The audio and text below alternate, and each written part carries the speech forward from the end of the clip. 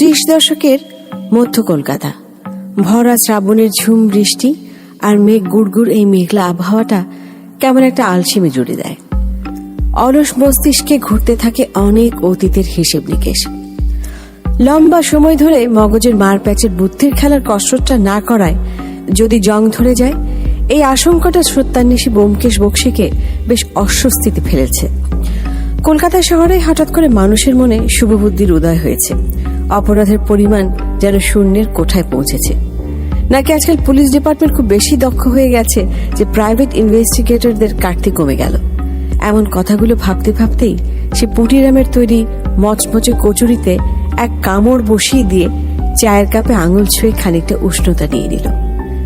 চিন্তামগ্ন ব্যোমকেশকে এতক্ষণ খুব গভীর মনোযোগে দেখছিল অজিত। সিগারেটের ধোঁয়া আর মেঘলা আকাশ সাথে ম্যাক্সিম গোর্কির সমগ্র সবকিছু ছাপিয়ে ব্যোমকেশের পা নাচানোর দিকে অজিতের চোখ চলে যাচ্ছিল বারবার।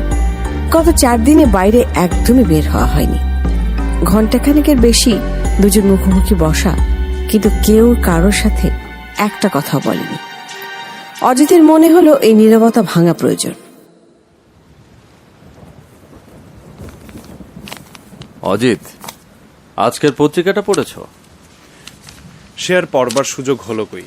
হাতে পেয়ে যেভাবে গুপ্তধন খোঁজার মতো আঁতি পাঁতি পত্রিকা পড়ছো, অন্য কারো পড়বার সাধ্য আছে? তুমিও ম্যাক্সিম গোর্কির বইয়ে সমাজতন্ত্রে যেভাবে হারিয়ে গেছো, তাতে কি করে বুঝবো আজকের পত্রিকা পড়বার আগ্রহ তোমার আছে? তোমার সাথে তর্কে পারবার সাধ্য কি আমার আছে? তা কিছু পেলে আজকের পত্রিকায়? আজকের দৈনিক কালকেতুতে বড় বড় করে হেডলাইনের খবর এসেছে, 2 দাগী আসামি মুক্তি পেয়েছেন। তো সে অপরাধী কারা? একজন হচ্ছে শরৎচন্দ্র চট্টোপাধ্যায়ের চরিত্রহীন, গতকালই টকি অপেরা হাউসে মুক্তি পেয়েছে। অন্যজনের নাম শ্রী রমানাথ নিয়োগী। শরৎচন্দ্র চট্টোপাধ্যায়ের চরিত্রহীনকে তো চিনলাম, কিন্তু রমানাথ নিয়োগীটাকে? প্রখ্যাত কেউ তিনি নন, বরং বেশ কুখ্যাত। আলিগড় জেল থেকে সপ্তাহখানেক আগে মুক্তি পেয়েছে। আজ থেকে 10 বছর আগে পত্রিকায় এক চাঞ্চল্যকর চুরির ঘটনা নিয়ে সিরিজ রিপোর্ট হয়েছিল। উনি সেই চোর। বাঙালির স্মৃতিশক্তি বড়ই ক্ষীণ। চোর? যেন তেন চোর নয়, মারিত হাতি লুটিত গন্ডার। প্রবাদটা শুনেছ নিশ্চয়ই। প্রখর বুদ্ধিমান ছিলেন, এমন দক্ষ লোক এ যুগে দেখা যায় না। চুরি করতেন দামি দামি হীরা জহরত। তার নাগাল পাওয়া ছিল দুষ্কর। বছর 10 আগের কথা, শহরের বেশ কিছু দামি দামি হীরা জহরতের দোকানে রত্ন চুরি করার হিড়িক শুরু হলো। চুনিলাল অ্যান্ড সন্স থেকে পোখরাজ, আবার মতিলাল ডায়মন্ডস থেকে দুর্লভ রুবি। তাকে নাগাল পাওয়ার জন্য পুলিশ ডিপার্টমেন্টে রীতিমতো তোলপাড় শুরু হয়ে গিয়েছিল। বাঘা বাঘা সব অফিসার এর তদন্ত করছিল, কিন্তু তাতে কোনো সুবিধা হয়নি। তাহলে উনি ধরা পড়লেন কিভাবে? সে গল্প বলছি, একটু অপেক্ষা করো। কিন্তু তার আগে আমাকে বলো, মহারাজ রমেন্দ্র সিংহের নাম নিশ্চয়ই শুনেছ। বাঙালি হয়ে এই নাম না জানা অপরাধের পর্যায়ে পড়ে। হ্যাঁ দাদা, এই নামটা তো বহুবার পত্রিকায় পড়েছি। ভদ্রলোক প্রকৃতিপ্রেমী। তার একটা বইও আছে ভ্রমণ নিয়ে, বেশ লেখেন। বইটা আমার পড়া। বাহ, ভালোই জানো দেখছি। মহারাজার মহামূল্যবান হীরা জহরতের এক বিশাল সংগ্রহশালা রয়েছে, রীতিমতো মিউজিয়ামের মতো। শোকেসে সাজিয়ে তার প্যালেসের একটি কক্ষে রাখা হয় কড়া পাহারায়। মহারাজার বিশেষ কিছু অতিথিদেরই কেবল তা দেখার সৌভাগ্য হতো। রাজা মহারাজাদের এই রত্নপ্রীতি জেনেটিক, পৈতৃক সূত্রে পাওয়া। আচ্ছা, তার পরের ঘটনা বলো তো। মহারাজ রমেন্দ্র সিংহের এক মহামূল্যবান হীরা ছিল, যার নাম রক্তমুখী নীলা। এর কথা সবাই জানতো। এটা কোনো সাধারণ নীলা ছিল না। নিশ্চয়ই জানো, নীলাকে ভাগ্য পরিবর্তনকারী জহরত বলা হয়ে থাকে। এই হীরা মানুষকে যেমন রাজা মহারাজা বানিয়ে দেয়, তেমন সে নীলাই কাউকে একেবারে নিঃস্ব আর ভিখারি বানিয়ে ছাড়ে। মহারাজা বিশ্বাস করতেন তার এই প্রাচুর্য আর সম্পদের মূল কারণ এই রক্তমুখী নীলা। মহারাজা সেই নীলা এতটাই ভালোবাসার ছিল যে উনি সেটা আংটি বানিয়ে আঙুলে পরতেন। হঠাৎ একদিন তার সে আংটিটা ঢিলে হয়ে যাওয়ায় তিনি ওটা খুলে তার সেই হীরা জহরতের বিশেষ কক্ষে রাখেন। শ্যাকরার কাছে ঠিক করতে দিবেন বলে এই কাজটা করা।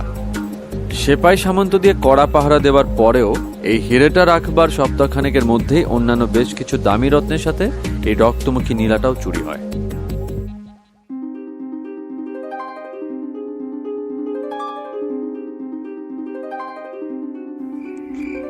উফ, এই শীতের রাতে কোন চোর আসবে এই পাথর চুরি করতে বল তো গোকুল?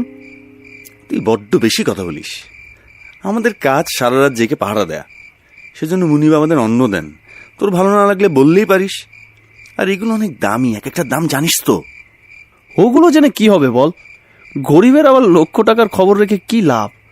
মহারাজার মহামূল্যবান এক রত্ন এখানে আছে, ওটার দিকে সবার নজর। ওটা যেন তেন জহরত নয়, নীলাটা আবার রক্তমুখী নীলা। ও বাবা, কি নাম! রক্তমুখী, কেমন অলক্ষণে নাম। আসতে বল, কেউ যদি শুনে একদম রক্ষা থাকবে না। মহারাজা এটাকে সবসময় আঙ্গুলে পড়েন। বংশানুক্রমে এই নীলা তারা পড়ে আসছেন। সিংহ পরিবার বিশ্বাস করে তাদের যত সুনাম, প্রভাব আর প্রতিপত্তি সে এই রক্তমুখী নীলার কারণে। একটা পাথরের এত গুণ? আরে পাথর নয়, এটার অতি প্রাকৃত ক্ষমতা আছে। এটা যেমন ফকিরকে রাজা বানায়, আবার রাজাকে নিঃস্ব করতে এক ফোঁটা সময়ও লাগে না। কারোর জন্য এই হিরে আশীর্বাদ, আবার কারোর জন্য এই হিরে অভিশাপ। কেমন ভয় ভয় লাগছে। অনেক বাজে বকিস তুই, এবার পাহারা দে ঠিক মতো। রাম রাম রাম রাম। ও গোকুল, কেমন যেন একটা আওয়াজ হলো মনে হলো। কোথায় আবার আওয়াজ শুনলি? এমন কিছু তো আমি শুনলাম না। কেমন যেন কাঁচ ভাঙার শব্দ হলো। আচ্ছা চল দেখি। আরে সামনের দরজা তো বন্ধ। আমার মনে হচ্ছে তেনাদের কাজ। তেনারা মানে? রাতে ওনাদের নাম নিতে নেই, অলক্ষণে কথা বলাবার জন্যই ওনারা এমন আভাস দিচ্ছেন। তুই চুপ থাক, টর্চটা ধর, তোর পেছনের সিঁড়ি দিয়ে নিচের দিকে চল। পেছনের দরজাটা একটু দেখতে হবে। তুই জাগে, আমি পেছনে থাকছি। আচ্ছা ঠিক আছে।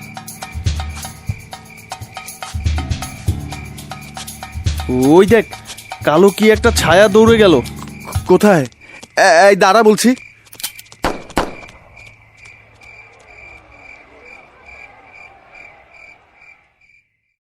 মহারাজ, কটা নাগাদ আপনি গুলির শব্দটা শুনতে পান? তখন বড় ঘড়িতে রাত 1টার ঘন্টা বাজছিল। এই হীরের আংটিটা আপনি এ ঘরেই রেখেছিলেন? এ খবর কি আর কেউ জানতো? ম্যানেজার মশাই জানতেন। ওনাকে বলেছিলাম শ্যাকরাকে ডাকতে, আংটিটা ঢিলে হয়ে গিয়েছিল বলে। রক্ষী গোকুল আর পরাণ জানতো ওরা খুব ভালো বিশ্বস্ত। বছর 10 ধরে এখানে আছে ওরা, আর তারা যে এটা করেনি সেটা নিশ্চিত। লোভ মুহূর্তেই মানুষকে সরল থেকে গরলে পরিণত করে। ওনাদের একটু ডাকুন, একটু কথা বলা দরকার। ম্যানেজার সাহেব, গোকুল আর পরাণকে আসতে বলুন।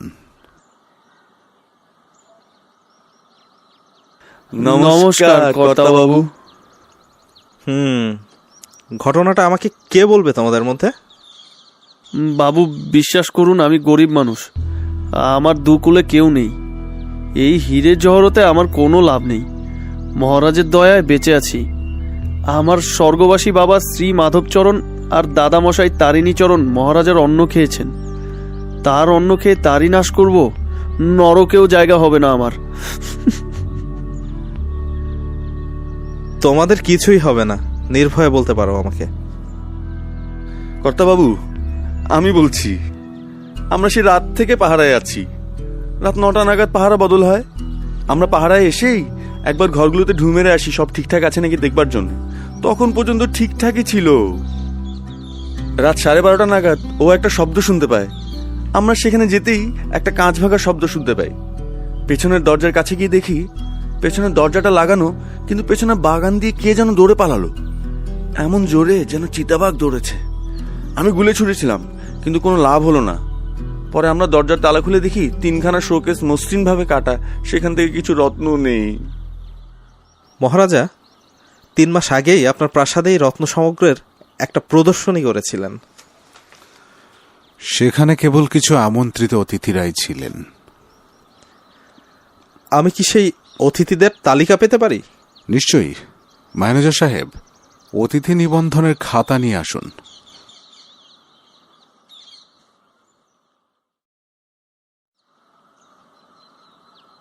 অমল গোস্বামী। কে উনি? উনি উদয়পুরের রাজপুত মহেন্দ্র সিং এর অতিথি ছিলেন। আচ্ছা, ওনার সাথে কি কোনোভাবে যোগাযোগ করা যায়? ওনার সাথে দিন 10 আগেই আলাপ হয়েছে আমার। সেই অতিথি 2 মাস আগেই বাংলাদেশের দিকে চলে গেছেন। উনি একজন ভ্রমণকারী। পুরো ভারতবর্ষের রাজাদের প্রাসাদ ঘুরে দেখা তার শখ। সেভাবেই মহেন্দ্র সিং এর সাথে তার পরিচয়। আপনারা কি কোনো ফটো তুলেছিলেন? জি, আমার সাথে আসুন নির্মল বাবু।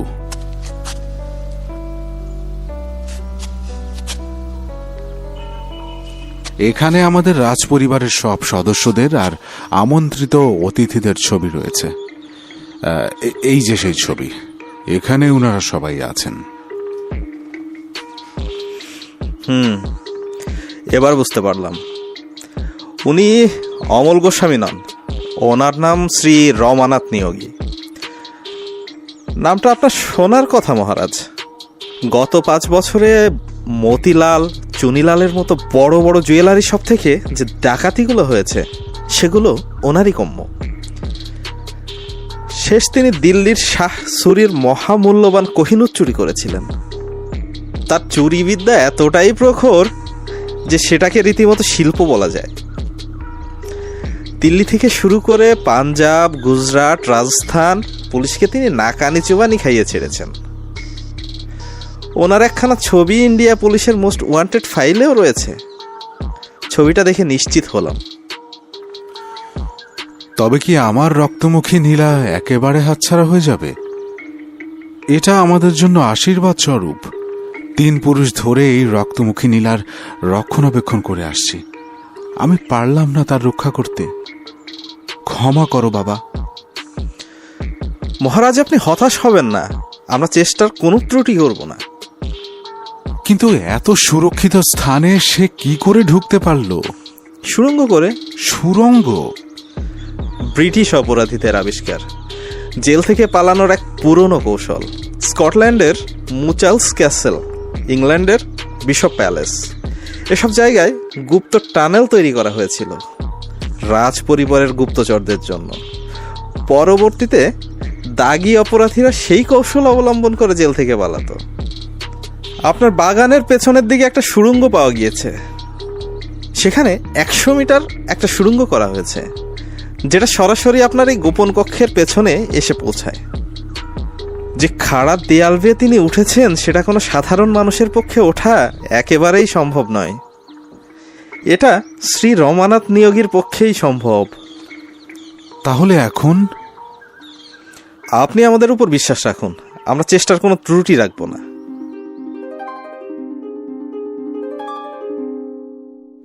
এ তো রীতিমতো উপন্যাস লেখবার স্ক্রিপ্ট। সুরঙ্গ দিয়ে রত্নভাণ্ডার লুট। কিছুদিন আগে the count of Monte Cristo by Alexander Dumas এই বইটা পড়লাম। অদ্ভুত একটা বই। শেষের দিকে এসে অপরাধী অ্যাডমান্ড ডান্টাসকে তোমার নির্দোষ মনে হবে। আলেকজান্ডার ডুমোর লেখা বলে কথা। বুঝতেই পারছো তাহলে শ্রী রমানাথ নিয়োগী কেমন জাদ্রেল চোট ছিলেন। তারপর কি হলো? তুখোড় অফিসার নির্মল বাবু বেশ বিচক্ষণ। সেই সময় আমি কেবল টিকটিকিগিরি শুরু করেছি। তোমার সাথে পরিচয় হবার আগের কথা বলছি। এখন রিটায়ার করেছেন উনি। এর তদন্ত কাজ শুরু করবার মাসখানেকের মধ্যেই শ্রী রমানাথ নিয়োগী ধরা পড়েন। এক নীলার জন্য কত লীলা খেলা। তা তুমি নীলা সম্পর্কে কিছু জানো? বছর খানেক আগে হঠাৎ জ্যোতিষশাস্ত্রে খানিকটা আগ্রহ সৃষ্টি হয়। হস্তরেখা দেখবার জন্য নয়, কেবলমাত্র আগ্রহ থেকেই। নীলা জিনিসটা হিরে, তবে নীল হিরে। অন্যান্য হীরার মতো কিন্তু কেবল ওজনের উপরই এদের দাম হয় না। অধিকাংশ সময় আমাদের ভারতবর্ষে এর দাম নির্ধারিত হয় দৈব ক্ষমতার উপর। নীলা হচ্ছে শনি গ্রহের পাথর। এমনও কথিত আছে যে পয়মন্ত নীলা ধারণ করে কেউ কোটিপতি হয়ে গেছে, আবার কেউ বা রাজা থেকে ফকির হয়ে গেছে। নীলার প্রভাব কখনো শুভ, কখনো বা প্রচণ্ড অশুভ। একই নীলা যে সকলের কাছে সমান ফল দেবে তেমন না। একজনের পক্ষে যে নীলা মহাশুভকর, অন্যের পক্ষে সেই নীলাই সর্বনেশে হতে পারে। তাই নীলার দাম তার ওজনের উপর করা হয় না। রক্তমুখী নীলাকে অতি প্রাকৃত নীলাও বলতে পারো। এর 5 রতির জন্য এক মারোয়াড়ি ব্যবসায়ীকে লাখ টাকাও দিতে দেখেছি। লোকটা যুদ্ধের বাজারে চিনি আর লোহার ব্যবসা করে খুব লোকসান করেন। এই গল্প না হয় আরেকদিন হবে। আমি কুসংস্কার আচ্ছন্ন গোঁড়া বা ভূত প্রেতে বিশ্বাস করি না ঠিকই, কিন্তু রক্তমুখী নীলার শক্তির উপর আমার অগাধ বিশ্বাস। সে যাক, যেটা বলছিলাম, মহেন্দ্র সিংহ সেই নীলা চুরি যাওয়ার পর মহা হইচই শুরু করে দিলেন। রীতিমতো হীরা ফিরে পাওয়ার জন্য কঠিন ব্রত, উপোস, যজ্ঞ কোনো কিছুই বাদ রাখলেন না। তার লাখ দশেক টাকার রত্ন চুরি হয়েছিল, কিন্তু তার কাছে নীলা চুরি যাওয়াটাই সবচেয়ে মর্মান্তিক ছিল। তিনি ঘোষণা দিলেন যে সেই রক্তমুখী নীলা ফিরিয়ে দিতে পারবেন তাকে 1 লক্ষ টাকা অর্থ পুরস্কার দেওয়া হবে। তুখোর বুদ্ধিমত্তা নির্মলবাবু চোরের বাড়িতে খানা তল্লাশি করে সকল চুরি যাওয়া রত্নসহ তাকে জব্দ করেন। কেবল রক্তমুখী নীলাটাই পাওয়া গেল না। ধরা পড়বার পরই তাকে আদালতে চালান করা হয়। বেশ লম্বা সময় ধরে বিচার চলে। তারিখের পর তারিখ পড়তে থাকে। শ্রী রমানাথ নিয়োগীর 12 বছরের সশ্রম কারাদণ্ড হয়ে গেল, কিন্তু সে মুখে কুলুপিটে রাখলেন। সেই রক্তমুখী নীলার সন্ধান পাওয়া গেল না। এদিকে মহারাজ রমেন্দ্র সিংহ সেই রক্তমুখী নীলা ফিরে পাওয়ার আশায় পুলিশের পেছনে লেগেই রইলেন। এদিকে এত মোটা অঙ্কের টাকার লোভে পুলিশ অনুসন্ধান চালিয়ে যেতে লাগলো। এরপর একদিন নির্মল বাবুর কাছে খবর এলো, আলিপুরের যে জেলে রমানাথ নিয়োগী রয়েছেন সেখানে তার কাছে সেই রক্তমুখী নীলাটা দেখা গেছে। জেলে পুলিশের গুপ্তচর কয়েদি ছদ্মবেশে থাকে, এটা নিশ্চয়ই জানো। তারাই খবরটা দেয়। এরপর একদিন হঠাৎ করে নির্মলবাবু আলিপুর জেলে তল্লাশি করতে চলে আসেন।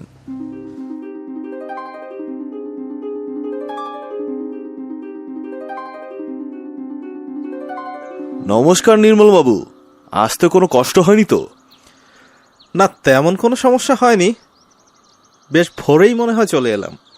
আরে সেটা কোনো বিষয় না। আচ্ছা, ওই নীলাটা কি গত রবিবারেই দেখা গেছে? জি, সোর্স তো সেটাই বলল। এরপর থেকে রমানাথকে বিশেষ নজরদারিতে রাখা হয়েছে। ওই দিনের পর যেন ওটাকে হাওয়ায় মিলিয়ে দিয়েছে সে, আর একবারও দেখা যায়নি। রমানাথের ব্যবহার আচার কেমন দেখলেন এই কয় মাস? খুবই ভদ্র। সন্ধ্যা আর সকালবেলা রীতিমতো পূজা অর্চনা করে। আশেপাশে সেলের অনেক কয়েদিরাই তার সাথে পূজাও করতে যায়। সবাই তাকে বেশ পছন্দ করে। চলুন তো একটু রমানাথের সেলে যাওয়া যাক। জি জি, চলুন চলুন।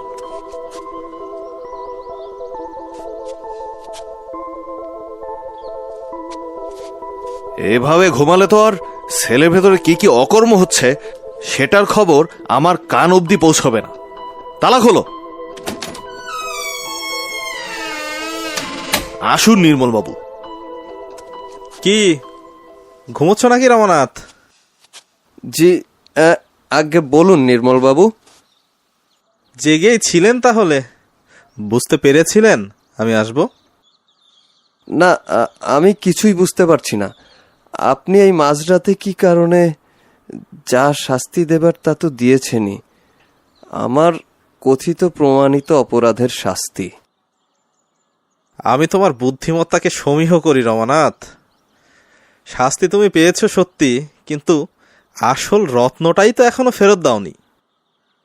আসলে আপনি কিসের কথা বলছেন আমি কিন্তু কিছুই বুঝতে পারছি না। তোমার ওই বিচক্ষণতা যদি চুরি বিদ্যায় ব্যবহার না করে অন্য কাজে ব্যবহার করতে, তাহলে সমাজের অনেক বেশি উপকার হতো। কিন্তু দুর্ভাগ্য, তুমি তা করনি।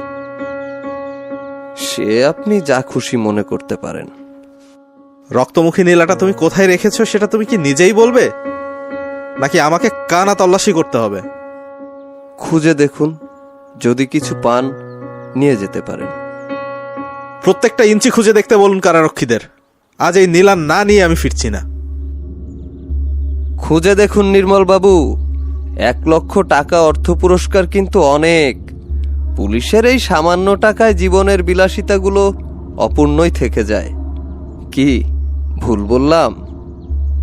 জেলা সাহেব, একে ইন্ট্রোগেশন সেলে নিয়ে রাখুন। আমি তল্লাশি শেষে আসছি। ঠিক আছে নির্মল বাবু।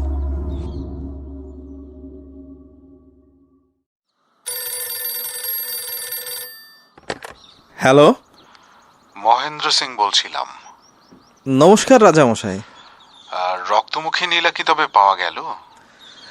আমি অত্যন্ত দুঃখিত রাজামশাই। হীরাটা রমানাথের কাছে আছে শুনে আমরা আলিগড় জেলে গিয়েছিলাম। ঘন্টা 3 তন্ন তন্ন করে তার সেলে খোঁজা হয়। এমনকি রমানাথকে আলাদা করে নিয়ে কড়া জেরা করা হয়, কিন্তু কোনোভাবেই সে স্বীকার করেনি। কয়েদি বেশধারী গুপ্তচর সঠিক তথ্যই দিয়েছিল, কিন্তু অমঙ্গলের সংকেত পাচ্ছি। তবে কি হাওয়ায় মিলিয়ে গেল রক্তমুখী নীলাটা? আমার 20 বছরের পুলিশের চাকরির অভিজ্ঞতায় এমনটা কখনো দেখিনি। আমি জানি না আপনার কাছে কিভাবে ক্ষমা চাইব। আমি জানি আপনি চেষ্টার কোনো ত্রুটি করেননি। এটা আমার দুর্ভাগ্য। রাখছি তাহলে। নমস্কার রাজামশাই।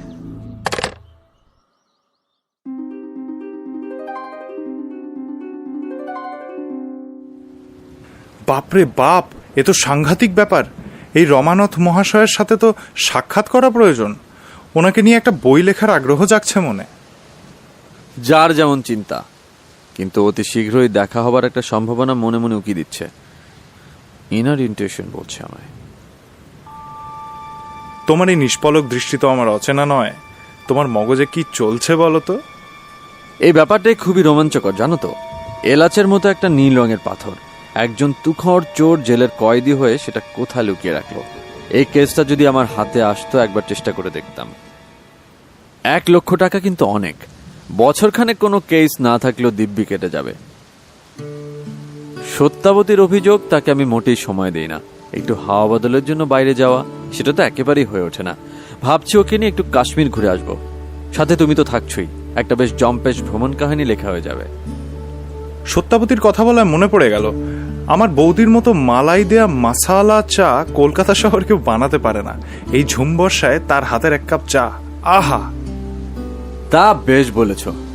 কি আর করা, ওর মেসোমশাইকে দেখতে শিলিগুড়ি গেছে। দেখি সামনের সপ্তাহে শ্রীমতীকে ফিরিয়ে আনতে যাব।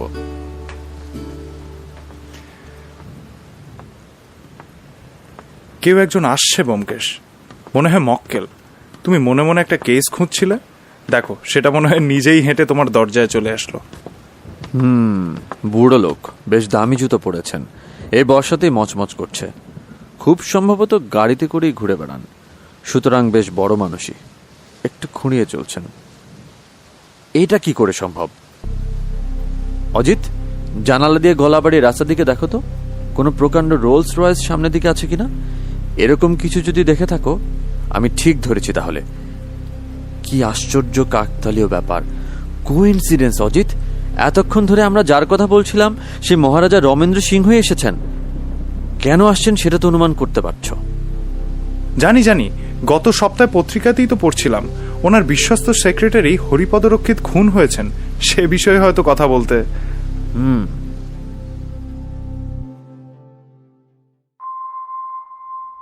হ্যারিসন রোডের এই মেসটায় ব্যোমকেশ আর অজিতের বাস অনেক দিনের।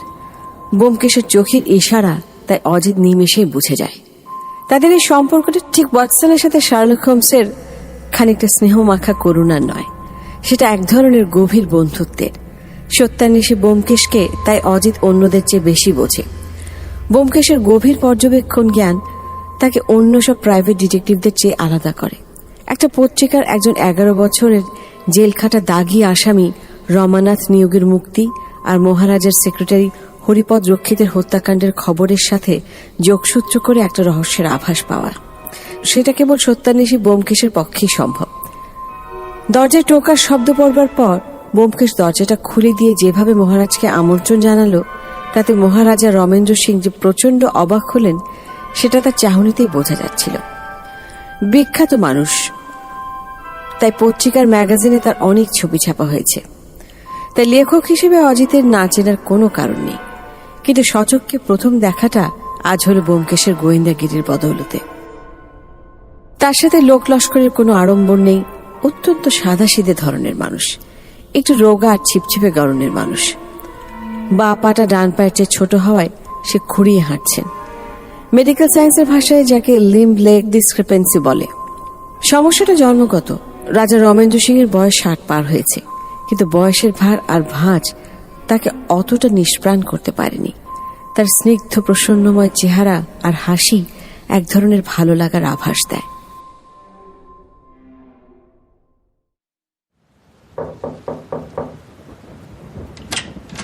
নমস্কার, আসুন মহারাজ।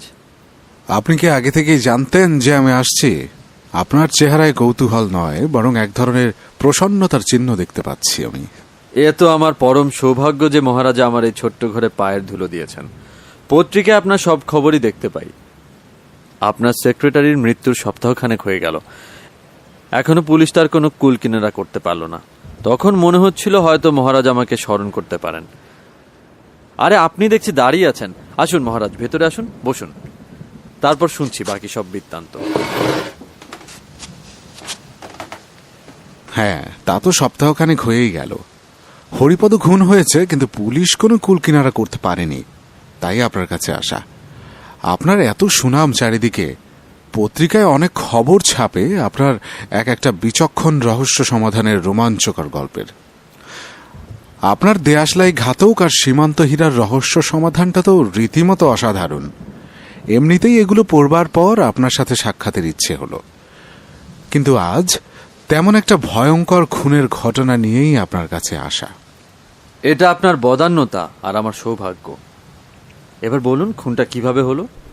হরিপদের উপর আমার বিশেষ মায়া জন্মে গিয়েছিল, আর খুনের ধরনটা এত ভয়ঙ্কর আর বিভৎস ছিল আপনি স্বচক্ষে দেখলেই বুঝতে পারতেন। অবশ্য হরিপদ নিতান্ত ভালো লোক মোটেই ছিল না, রীতিমতো জেল খাটা দাগি আসামি। 10 বছর জেল খাটার পর এসেছিল আমার কাছে। ব্যোমকেশবাবু, আপনি নিশ্চয় জানেন যে এমন লোকদের সৎপথে আনা আমার পুরনো অভ্যাস। আর সবকিছু বিবেচনা করলে সে খারাপ লোকও ছিল না, কাজের ব্যাপারে খুবই দক্ষ ছিল, সততার সাথে সব কাজ করেছে। আমার প্রতি যে তার যথেষ্ট কৃতজ্ঞতা ছিল তার প্রমাণ আমি বহুবার পেয়েছি। ক্ষমা করবেন রাজামশাই, হরিপদ রক্ষিত যে সাধু লোক ছিলেন না এটা আমার জানা ছিল না।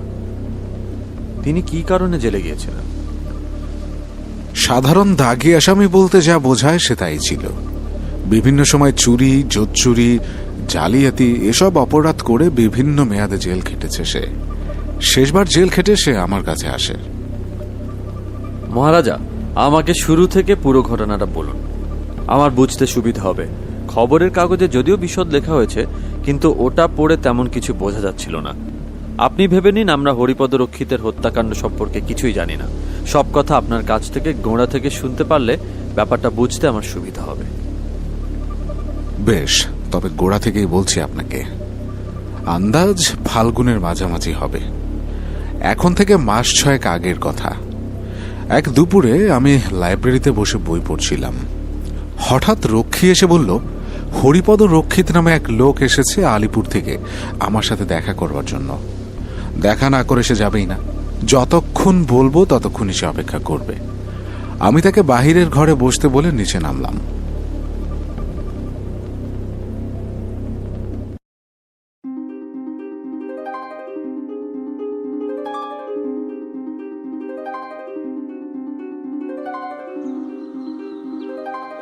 নমস্কার রাজামশাই। নমস্কার, বসো এখানে। কে তুমি? আমার কাছে কি কাজে এসেছো তুমি? রাজামশাই, আমায় ক্ষমা করবেন, আপনি কাজে ব্যস্ত ছিলেন, কিন্তু আমি আপনাকে বিরক্ত করেছি। আপনার মহানুভবতা সম্পর্কে অনেক কিছু শুনেছি রাজামশাই, সেই ভরসায় এই দুঃসাহস করলাম। আচ্ছা, সে বুঝতে পেরেছি। এখন বলো, কি বলার জন্য তুমি এসেছো? ভয় নেই, নিঃসংকোচে বলতে পারো। রাজামশাই, আপনার কাছে কিছুই গোপন করব না। আমি গতকালই আলিপুর জেল থেকে ছাড়া পেয়েছি। বছর 10 লম্বা সাজা। সেই 18 বছর বয়স থেকে জেল বাহির করেই কেটেছে। বাপ মা মরেছে কবে ঠিক মনেও নেই। অনাথ আশ্রমে কি যেন দিয়ে গিয়েছিল বলতেও পারবো না। বড় হয়েছি পথে ঘাটে, চুরি, চোরচুরি, পরে দস্তখত নকল করে নাম ভাঙিয়ে গুরুতর অপরাধ করে জীবন কেটেছে। শেষবার জেলে গিয়ে না নিজের জীবনটার উপর কেমন একটা মায়া হলো, অনুতাপ হচ্ছিল। তাই সেই সময়টাতে মনে মনে প্রতিজ্ঞা করেছি, এ পথে আর নয়, এবার মহান কারো সেবা করে জীবনটা কাটিয়ে দিব। সারা জীবন যে পাপ করেছি তার প্রায়শ্চিত্ত করতে চাই। আমাকে যদি বিশ্বাস করে একটা সুযোগ দেন মহারাজ আপনার সেবা করার, তবে যদি কিছুটা পাপ মোচন হতো। সারা জীবন এই মন্দ কাজগুলো ছাড়া কি অন্য কিছু করেছো বা শিখেছো? রাজামশাই, সেই 18 বছর বয়স থেকে এসব করে বেড়াচ্ছি, তবুও নিজের চেষ্টায় শর্ট হ্যান্ড শিখেছি। যদি দয়া করে আপনার সেবা সুযোগটা দিতেন রাজামশাই, তাহলে পরাণ দিয়ে আপনার সেবা করতাম। আপনি যে কাজ দিবেন আমি সেই কাজই করব। আচ্ছা ঠিক আছে, তুমি একটু অপেক্ষা করো। বহু দূর থেকে এসেছো, মুখ দেখে মনে হচ্ছে সেই সকাল থেকেই পেটে ডানা পানি কিছুই পড়েনি। বসো, আমি জলখাবার দিতে বলছি।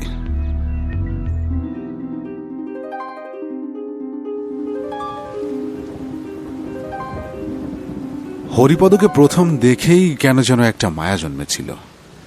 মনে হচ্ছিল লোকটা আসলেই ভালো হতে চায়, সে আর বিপথে যেতেই চায় না।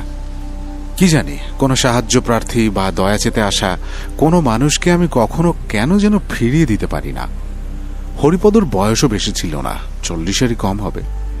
এর মধ্যেই বিভিন্ন মেয়াদে 7-8 বার জেল খেটেছে। ওর চোখের মাঝের অনুতাপে আমি সততার চিহ্ন দেখতে পেয়েছিলাম বলেই আমার শর্ট হ্যান্ড টাইপিস্টের প্রয়োজন না থাকা সত্ত্বেও হরিপদকে মাসে 100 টাকা বেতনে রেখে দেই। তার ইহজগতে কেউ ছিল না। আমার প্রাসাদের কাছেই একটা ছোট্ট বাসা ভাড়া করে সে থাকতে শুরু করে। খাওয়া দাওয়া এখানেই করত।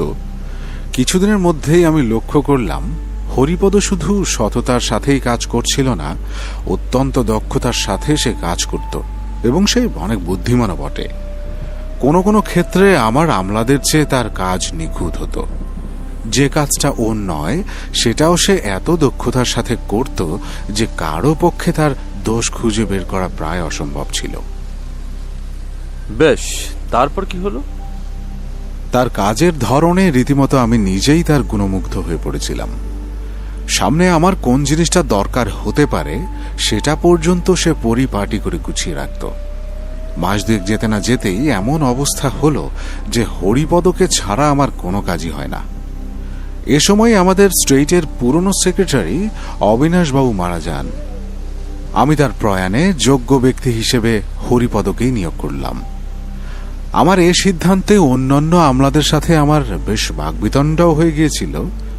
বিষয়টা কেউই সহজভাবে নিতে পারেনি, তাই ভালো রকমের মনোমালিন্য হয়ে গিয়েছিল, কিন্তু আমি কারো কথাই আমলে নেইনি।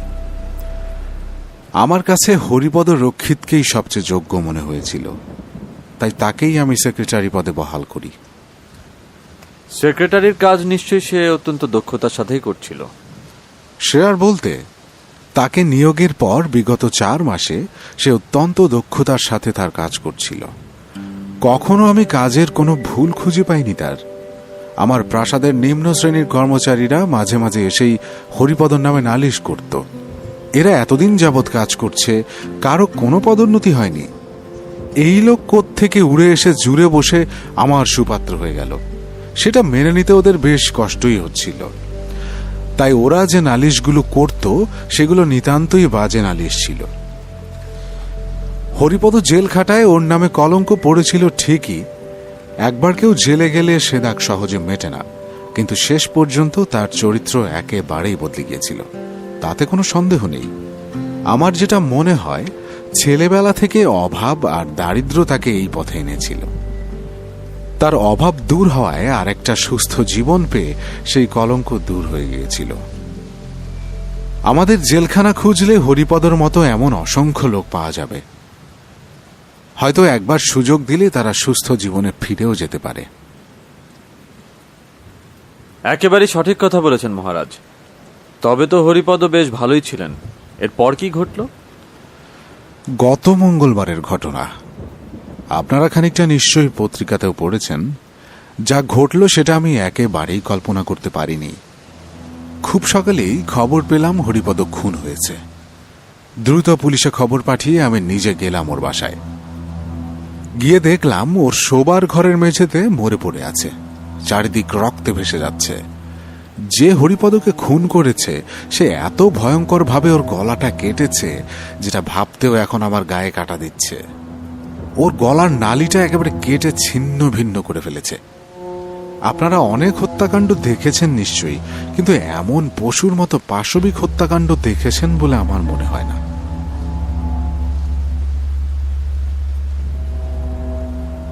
মহারাজ, আমি বুঝতে পারছি এই কয়দিনে হরিপদর উপর আপনার একটা অসম্ভব মায়া জন্মে গিয়েছিল।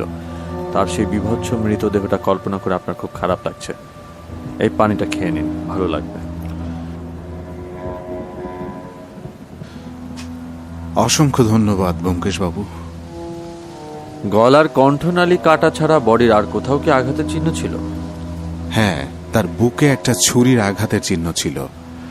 পোস্টমর্টমে ডক্টর বলেছে বুকে ওই ছুরির আঘাতেই তার মৃত্যু হয়েছে। সে মারা যাবার পরই গলার আঘাতগুলো করা হয়। অর্থাৎ প্রথমে খুনি তার বুকে ছুরি ঢুকিয়ে মারাত্মকভাবে জখম করে এবং তারপর তার গলা ওইভাবে ছিন্ন ভিন্ন করে। কি ভয়ঙ্কর নিষ্ঠুরতা ভাবুন তো!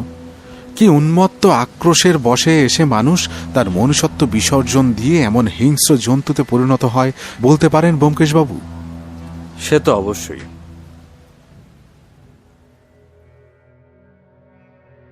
মহারাজ এই কথাগুলো ব্যোমকেশকে বলবার পর বেশ লম্বা সময় ধরে চুপ করে বসে রইলেন। কিছুক্ষণ কেউ কোনো কথা বলল না। খুব সম্ভবত মহারাজা রমেন্দ্র সিংহ মানুষ নামের অদ্ভুত জীবদের অপরাধ করবার অফুরন্ত ক্ষমতার কথাই ভাবছে। মানুষের মানুষকে এমন নির্মমভাবে হত্যা, এটা বোধহয় পৃথিবীর অন্য কোনো প্রাণীকুলের পক্ষে সম্ভব নয়। এমন নির্মম হত্যাকাণ্ডের ঘটনায় অন্য সকল প্রাণীকে অন্তত মানুষের চেয়ে বেশি সহনশীল আর দয়ালু মনে হওয়াটা অস্বাভাবিক কিছু নয়। ব্যোমকেশ মাথা হেঁট করে কি যে এক গভীর চিন্তায় মগ্ন, যেন এই জগৎটা ছেড়ে ভিন্ন এক জগতে সে অবস্থান করছে। হঠাৎ করে ব্যোমকেশের অর্থমোদিত চোখের দিকে অজিতের নজর পড়ল। সঙ্গে সঙ্গে অজিত ভেতরে ভেতরে উত্তেজনা অনুভব করতে লাগল। সেই দৃষ্টি যা বহুবার দেখেছে, ভুল হবার কথা না। তবে কি ব্যোমকেশ খুনির সন্ধান পেয়ে গেছে?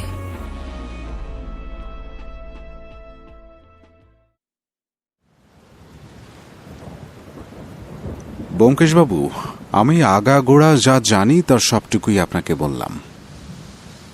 এখন বাকিটা আপনার উপর। পুলিশের কাজ পুলিশ করুক, ওদের উপর খুব একটা ভরসা আমার নেই। বহু বছর আগে আমার এক মহামূল্যবান সম্পদ হারিয়েছিলাম, যার সুরাহা তারা করতে পারেননি। যদি খুনিকে খুঁজে পায় তাহলে ভালো, না হলে না। কিন্তু আপনার উপর আমি ভরসা করছি। এমন ভয়ঙ্কর খুনি যদি ধরা না পড়ে, হয়তো সে পরবর্তীতে এর চেয়ে ভয়ানক অপরাধ করে ফেলতে পারে। একজন সচেতন মানুষ হিসাবে অন্তত আর কেউ এভাবে খুন না হোক, সেটাই আমার কাম্য। আশা করছি এই কেসটার তদন্ত করতে আপনার কোনো আপত্তি হবে না। সে তো বটেই। আপনি নিশ্চিত থাকুন মহারাজ, পুলিশের সাথে আমার কোনো বিবাদ নেই, বরং বেশ ভালো সম্পর্ক। ওদের দু একটা জটিল কেস আমি প্রত্যক্ষভাবে ওদের সাথেই ছিলাম। এই জন্য বড় কিছু অফিসারের সাথে আমার বিশেষ বন্ধুত্ব। আচ্ছা, হরিপদ শেষবার ক বছর জেল খেটেছিল আপনি জানেন? হরিপদের মুখেই শুনেছিলাম আইনের কয়েক ধারা মিলিয়ে ওর 14 বছরের জেল হয়েছিল। জেলে থাকবার সময় ওর শান্তশিষ্ট চালচলন এবং ভালো আচার ব্যবহারের জন্য কিছু সাজা মাফ হয়ে যায়। সে কারণে ওকে 11 বছরের বেশি জেল খাটতে হয়নি। বাহ, বেশ চমৎকার। আচ্ছা মহারাজ, হরিপদ সম্পর্কে আপনি কি আরো কিছু জানেন? মানে কিছু কি বাদ গিয়েছে তার সম্পর্কে আমাকে বলার? আপনি ঠিক কোন ধরনের কথা জানতে চাচ্ছেন ব্যোমকেশবাবু, আমাকে বলুন, দেখি আমি বলতে পারি কিনা। হরিপদর খুন হবার 3-4 দিন আগে কি ওর আচার ব্যবহারে এমন কিছু লক্ষ্য করেছিলেন যেটা স্বাভাবিক নয়? তেমন একটা পরিবর্তন লক্ষ্য করেছিলাম। ওর মৃত্যুর 3-4 দিন আগে আমার অফিস ঘরে কাজ করতে করতে সে হঠাৎ প্রচন্ড অসুস্থ হয়ে পড়ে। আমি ডাক্তার ডাকি। ওর ভাবসাব দেখে মনে হয়েছিল কোনো একটা কারণে সে প্রচন্ড ভয় পেয়েছে। যেদিন হরিপদ অসুস্থ হয়ে পড়ে সেদিন কি আরো কিছু ঘটেছিল, বা সেখানে অন্য কেউ এসেছিল? সে সময় কিছু ভিক্ষার্থী এসেছিল আমার সাথে সাক্ষাৎ করতে। খুব সম্ভবত ওদের একজন আমার অফিস ঘরেই ছিল। ওকে দেখেই হরিপদ অসুস্থ হয়ে পড়ে। হ্যাঁ, এবার মনে পড়েছে নিশ্চিতভাবে। আচ্ছা, বেশ। আর কিছু কি মনে পড়ে মহারাজ? কোনো বিশেষ ঘটনা? আমি অনেক বেশি প্রশ্ন করে ফেলেছি আমি জানি, কিন্তু তদন্তের স্বার্থে এতটুকু বিড়ম্বনা আশা করি সহ্য করবেন। না না, আমি কিছুই মনে করছি না। আমি ভাবছি, মনে করবার চেষ্টা করছি। হ্যাঁ, মনে পড়েছে। একটা সামান্য কথা, নিতান্তই অবান্তর কথা। তবু বলছি, আপনার যদি সাহায্য হয় সেটা ভেবেই। বেশ কয়েক বছর আগে আমার বাড়ি থেকে খুব দামি আর অমূল্য একটা নীলা চুরি হয়। হ্যাঁ, অবশ্যই জানি, রক্তমুখী নীলা। জানেন তাহলে? তবে এও নিশ্চয়ই জানেন সেই নীলাটা ফিরে পাবার জন্য আমি 1,00,000 টাকা অর্থ পুরস্কার ঘোষণাও করেছিলাম। সেটাই জানি, কিন্তু সেই পুরস্কার এখনো বলবৎ আছে কিনা সেটা জানি না। ব্যোমকেশবাবু ঠিক একই প্রশ্ন হরিপদও করেছিল আমাকে। তখন সবেমাত্র হরিপদ কাজে ঢুকেছে টাইপিস্ট হিসেবে। একদিন সকালে হঠাৎ জিজ্ঞেস করল, মহারাজ, আপনার যে অত মূল্যবান নীলাটা চুরি হয়ে গিয়েছিল সেটা ফেরত পেলে আপনি কি 1,00,000 টাকা পুরস্কারটা সত্যিই দেবেন? ওর প্রশ্নটা শুনে বেশ অবাকই হয়েছিলাম আমি, কারণ এতদিন পরে সে হিরে ফিরে পাবার আশা আমি একেবারেই ছেড়ে দিয়েছি। পুলিশ তো বহু আগেই হাল ছেড়ে দিয়েছিল। আপনি হরিপদ রক্ষীদের সেই প্রশ্নের কি উত্তর দিয়েছিলেন? বলেছিলাম যে নীলা ফিরে পেলে অবশ্যই দেব। মহারাজ, আমি যদি আজ একই প্রশ্ন করি তাহলে কি সেই উত্তরই দেবেন? হ্যাঁ, নিশ্চয়ই। কিন্তু মহারাজ, আপনি কি হরিপদ রক্ষীদের হত্যাকারীদের নাম জানতে চান? আমি তো কিছুই বুঝতে পারছি না। আপনি কি হরিপদর খুনির নাম জানেন নাকি? জানি, তবে তার বিরুদ্ধে প্রমাণ সংগ্রহ করা আমার কাজ না, সেটা পুলিশের কাজ, তারাই করুক। আমি শুধু সে খুনির নামটা বলে দেব, তারপর তার বাড়ি তল্লাশি করে প্রমাণ জব্দ করা বোধহয় খুব একটা কঠিন হওয়ার কথা নয়। কিন্তু এটা কি করে সম্ভব? আমার কাছে তো রীতিমতো ভেলকিবাজি বলেই মনে হচ্ছে। আপনি কি জাদু টাদু জানেন নাকি মশাই? সত্যি আপনি খুনির নাম জানেন? কি করে জানলেন বলুন তো? আপাতত অনুমান মাত্র, তবে আশা করছি আমার অনুমান মিথ্যে হবে না।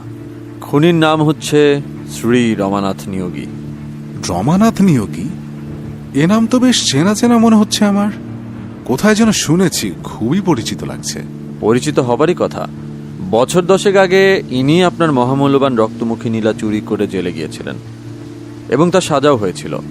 কিছুদিন আগে জেল থেকে মুক্তি পেয়েছেন। এবার মনে পড়েছে।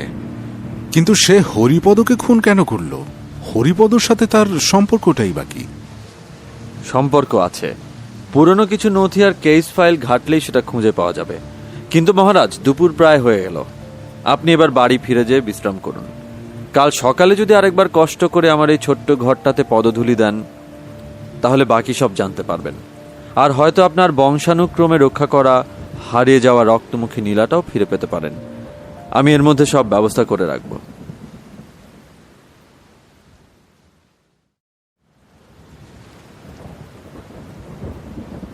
সে কি, এই ভর দুপুরে তুমি কোথায় চললে?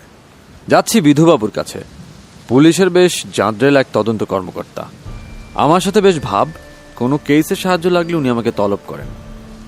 অজিত, সিগারেটের টিনটা একটু এগিয়ে দাও তো।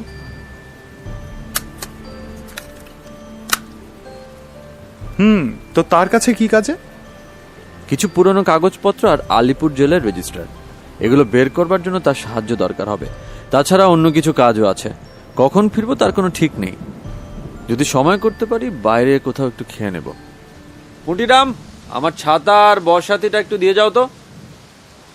ঠিক আছে, দেখে শুনে যেও, বাইরে বেশ ঝড় বৃষ্টি হচ্ছে।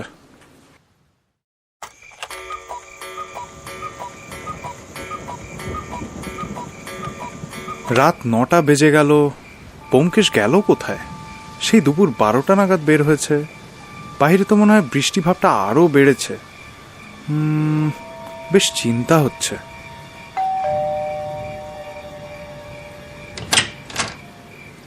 ও, এলে তবে? এত দেরি হলো যে? আমি তো আরো দুশ্চিন্তা করছি, তুমি কোথায় গেলে। সে বলছি, কিন্তু আমার তো বেশ খিদে পেয়েছে। পুটিরামকে বলো তো টেবিলে খাবার দিতে। জম্পেশ খিদে পেয়েছে বুঝলে অজিত। কিছু খাবার সময় একদম করতে পারিনি। তোমার জম্পেশ খিদের জন্য জম্পেশ রেঁধেছে আজ পুটিরাম। ভুনা খিচুড়ির পোস্ত আলো, বেগুন ভাজা, বিউলির ডালে মুরগির ঝোল। অপেক্ষা করছিলাম তোমার জন্য, একসাথে খাবো বলে। উফ, শুনেই তো খিদেটা আরো চাঙ্গা হয়ে গেল। তা তো বটেই, কিন্তু এতক্ষণ ছিলে কোথায় বলো তো? অবশ্যই খেতে খেতে বলছি। তার আগে আমি স্নানটা সেরে আসি। কাল সকালে এখানে ম্যাটিনি ড্রামা বসবে। পুটিরামকে বলতে হবে বেশ কিছু চেয়ার এখানে এনে মঞ্চটা যাতে প্রস্তুত রাখে। 9টা নাগাদ অভিনয় শুরু হবে। কিসের ম্যাটিনি? আমি তো কিছু বুঝতে পারছি না। কিসের ম্যাটিনি আর কিসের অভিনয়? বলছি অপেক্ষা করো।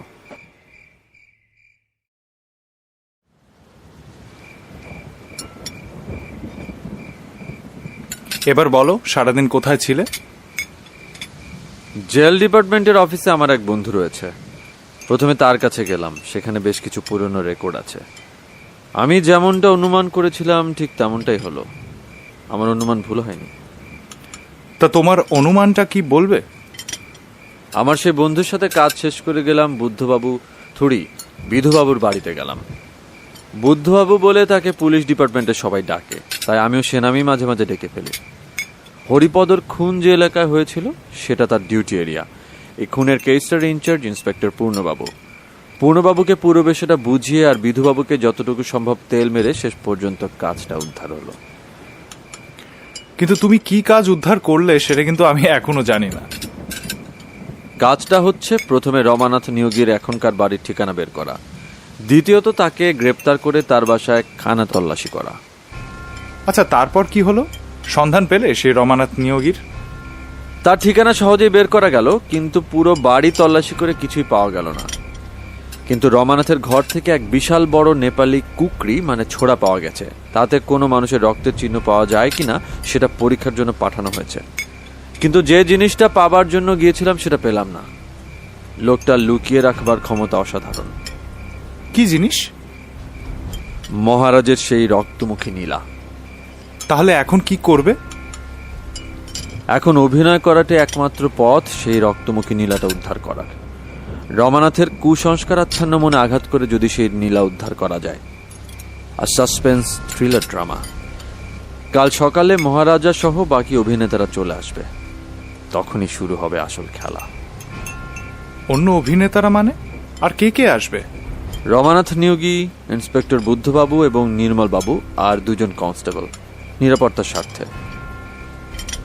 তার মানে কাল সকালে শ্রাবণের এই ঘন ঘটা ছাপিয়ে এক নাটকীয় ঝড়ের প্রদর্শন হতে যাচ্ছে। তা তো বটেই। ঠিক আছে, কালকের জন্য অপেক্ষা করা যাক।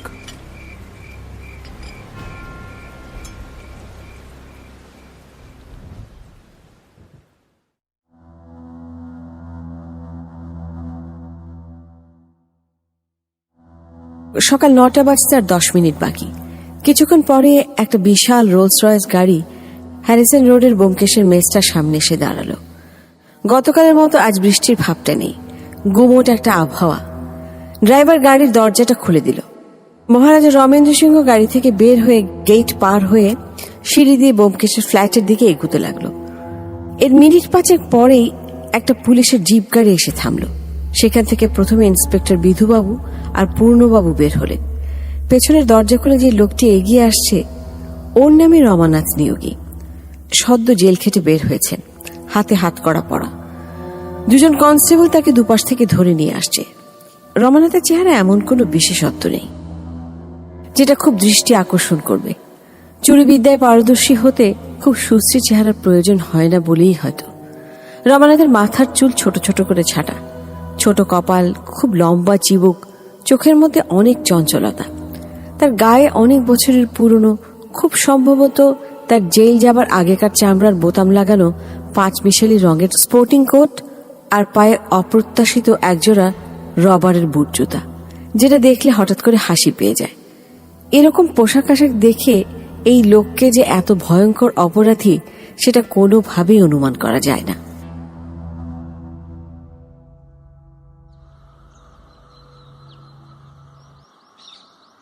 আসুন রাজামশাই, এখানটায় বসুন। বিধুবাবু, পূর্ণবাবু, আপনারা রাজামশাইয়ের পাশে বসুন। এই ভদ্রলোকের নাম বিধুবাবু। উনি যেভাবে আশেপাশে কটমট করে তাকাচ্ছেন, মনে তো হচ্ছে এই ম্যাটিনি ড্রামার বিষয়টা তার একদমই পছন্দ হচ্ছে না। এই আইন বহির্ভূত বিষয়টা বুদ্ধবাবুর নিঃসন্দেহে ভালো লাগার কথা না। এই কারণে তার ভাবভঙ্গিতে সেটা প্রকাশ পাচ্ছে। রমানাথ নিয়োগী, তুমি এই টেবিলটার সাথে চেয়ারটায় বসো। কনস্টেবল সাহেব, আপনারা রমানাথের পাশে বসুন। মহারাজ, চিনতে পেরেছেন ওনাকে? চিনতে কেন পারবো না? সেদিন ভিক্ষার্থী হিসেবে এই লোকটি সেখানে ছিল। একে দেখবার পরেই হরিপদ অসুস্থ হয়ে পড়ে। বেশ, তবে ম্যাটিনি শুরু করা যাক। আজ আমি আপনাদের একটা গল্প বলবো। অজিতের গল্পের মতো কাল্পনিক গল্প নয়, একেবারেই সত্যিকারের গল্প। যতটা সম্ভব নির্ভুলভাবেই বলার চেষ্টা করব। যদি কোথাও ভুল হয় তাহলে রমানাথ সেটা সমাধান করে দিতে পারবে। রমানাথ ছাড়া আরেকজন এই কাহিনী জানতো, কিন্তু আজ সে বেঁচে নেই। আমি হরিপদ রক্ষিতের কথা বলছি।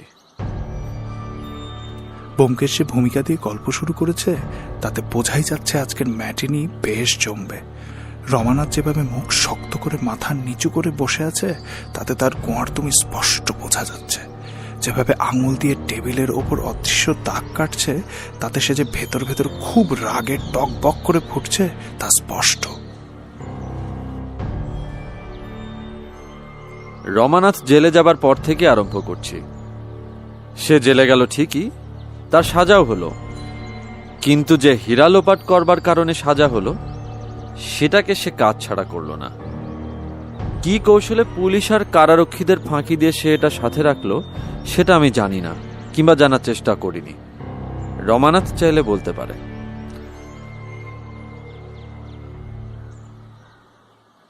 রমানাথ অনেক দামি দামি মহামূল্যবান জহরত চুরি করেছিল, কিন্তু তার মধ্যে মহারাজের সেই রক্তমুখী নীলাটা কেন সাথে রেখেছিল সেটা অনুমান করাই কঠিন। এলাচের মতো গাঢ় নীল রঙের একটা হীরা, ভেতরে রক্তের বিন্দুর মতো ছটা, বেশ দেখতে। আমি পত্রিকায় দেখেছিলাম, সামনে দেখবার সৌভাগ্য হয়নি। আজ রমানাথের সুবুদ্ধি হলে দেখার সুযোগ হবে। সে যাই হোক, যতদূর মনে হয় এই হীরাটার একটা সম্মোহন শক্তি ছিল। এ কারণেই রমানাথ এটাকে সাথে নেওয়ার প্রলোভন সামলাতে পারেনি। পাথরটা যে খুব পয়মন্ত এ কথাও খুব সম্ভবত রমানাথ শুনেছিল।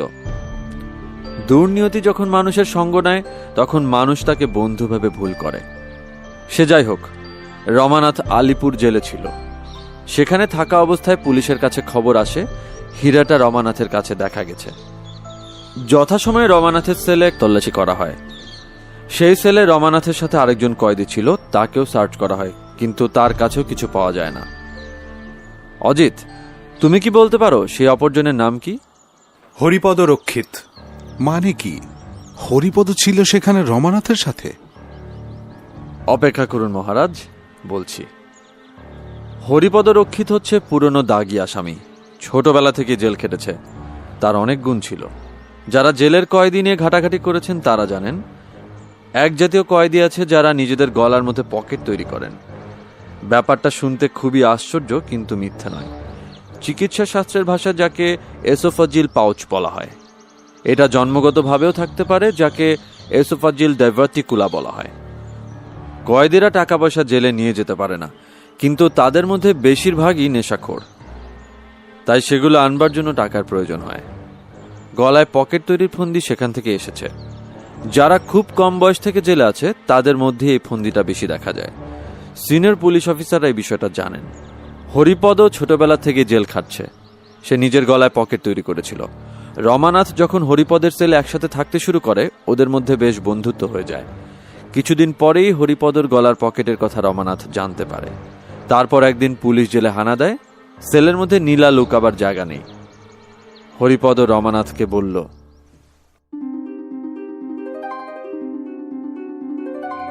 এই রাতে সেই কলকাতা থেকে বড়বাবু এসেছেন। জেলে আবার কিছু হলো না তো? রমেন বলল আমাদের সেলে খুঁজতে এসেছেন। কেন এসেছে সেটা আমি জানি হরিপদ। তুমি জানো? কিসে কারণ? আমার নীলাটার জন্য সে এসেছে। হরিপদ, এই নীলাটা তুমি গিলে ফেলে তোমার পকেটে লুকিয়ে রাখো। আমি সময় বুঝে তোমার কাছ থেকে নিয়ে নেব। ঠিক আছে, ঠিক আছে।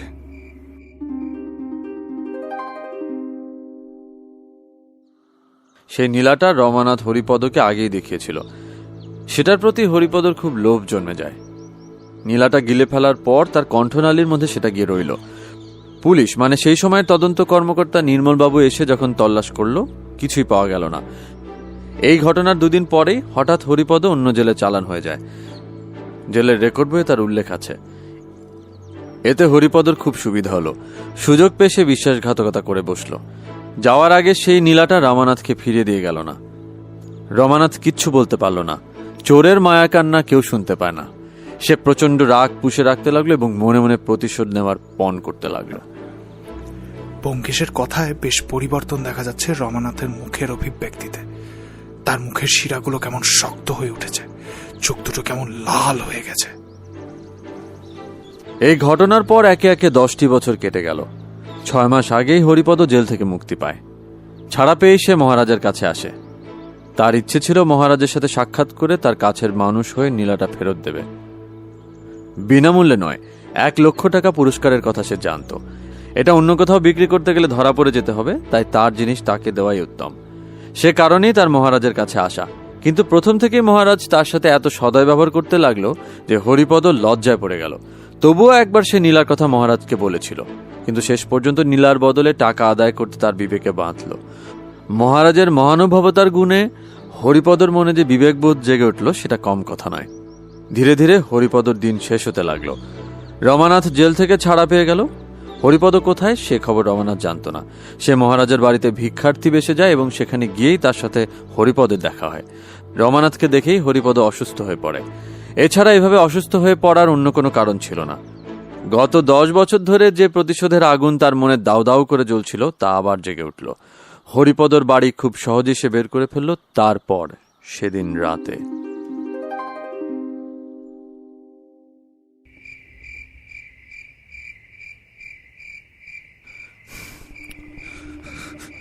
হায় ভগবান, রক্ষা করো। কালে আমি এই হিরে মহারাজকে ফিরিয়ে দেব। আমি চাই না এই রক্তমুখী নীলা।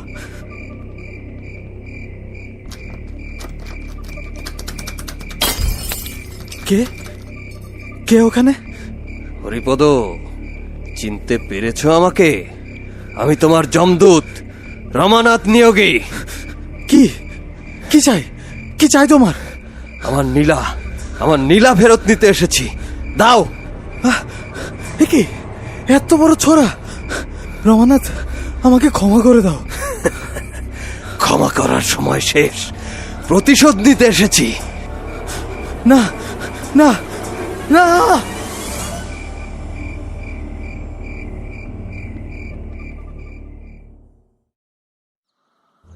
রমানাথ, তুমি হরিপদর গলা কেটে যে নীলা বের করে নিয়েছিলে, সে নীলা কোথায় আছে বলো। রমানাথ এমন করছে কেন? চোখে ভয়ঙ্কর দৃষ্টি, টেবিল ছেড়ে উঠে দাঁড়াতে চাইছে। আমি জানি না।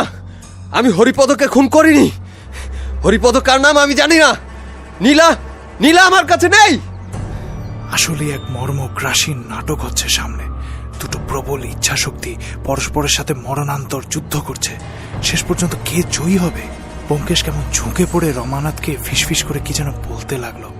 ব্যোমকেশের এই রূপ বড় ভয়ঙ্কর।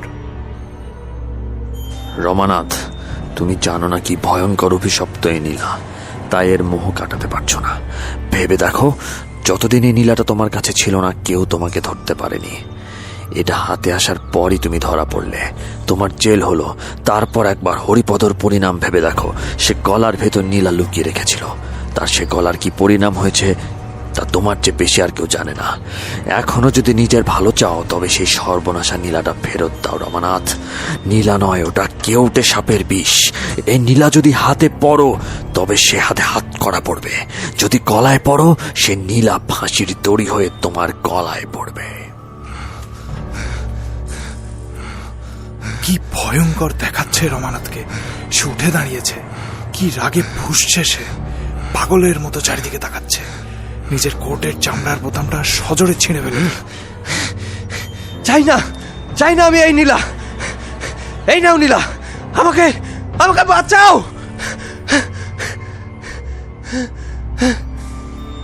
এ তো জ্ঞান হারালো মনে হয়। ব্যোমকেশের এই রূপ কালে ভদ্রে দেখা যায়। তার হাত কাঁপছে, কপালের ঘাম মুছছে। ইচ্ছা শক্তির যুদ্ধে সে জিতেছে ঠিকই, কিন্তু এক পেশে ভাবে নয়। এগিয়ে যাচ্ছে সে ওই চামড়ার বোতামটার দিকে। এই নিন মহারাজ, আপনার রক্তমুখী নীলা।